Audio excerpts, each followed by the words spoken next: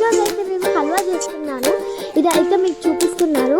నేనైతే first 6 carrots తీసుకొని తురుముకొని ఒక బాండీలో వేసేసుకొని ఆ తర్వాత మంచిగా హై ఫ్లేమ్లో పెట్టుకొని మంచిగా కాసేపు కలుపుకోవాలి. ఆ తర్వాత దాంట్లో కొంచెం నెయ్యి వేసుకొని ఇంకా బాగా కలుపుకోవాలి. ఆ తర్వాత నెయ్యి వేసిన వెంటనే మంచిగా కలుపుకునేటప్పుడు లో ఫ్లేమ్లో పెట్టేసి కలుపుకోవాలి. ఇక నెక్స్ట్ మనం యాలకులు తీసుకొని ఫాస్ట్గా వాటిని దంచేసుకోవాలి. మంచిగా పొట్టు తీసేసుకొని దంచేసుకోవాలి. ఆ దంచిన యాలకులు ఏవైతే ఉన్నాయో అవి మనం మన హల్వాలోకి అదే క్యారెట్లోకి వేసేయాలి. మంచిగా కలుపుకోవాలి. అది ఎప్పుడైతే హీట్ అవుతుందో అప్పుడు మంచిగా కలిపేసుకోవాలి.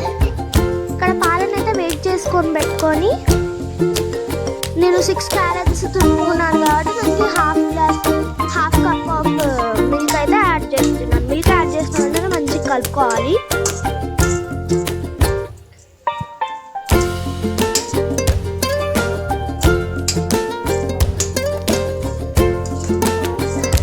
ఇదంతా లో ఫ్లేమ్లోనే చేసేసుకోవాలి.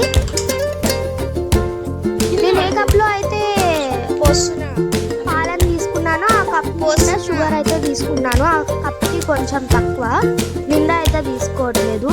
కొంచెం ఆ కప్ ఫుల్ కాకుండా కొంచెం మీడియంలో అంటే ఆ కప్ హాఫ్లో షుగర్ తీసుకుంటున్నాను.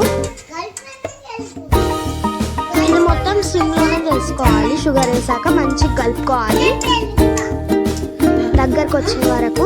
ఇంకా క్యాష్యూస్ ఉంటాయి కదా, ఆ క్యాష్యూస్ని తీసుకొని నేనైతే 3 క్యాష్యూస్ తీసుకుంటున్నాను. వాటిని మంచిగా పీసెస్ లాగా బ్రేక్ చేసుకొని దాంట్లో వేసుకొని మంచిగా కలిపేసుకోవాలి.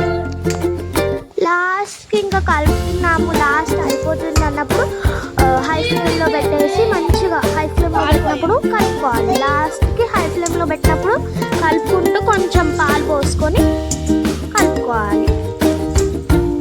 అది మంచిగా దగ్గరకు వచ్చాక మంచిగా కలుపుకోవాలి. లాస్ట్కి హై ఫ్లేమ్ పెట్టుకోవాలి.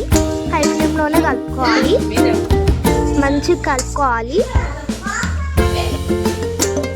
నీట్గా కలుపుకోవాలి.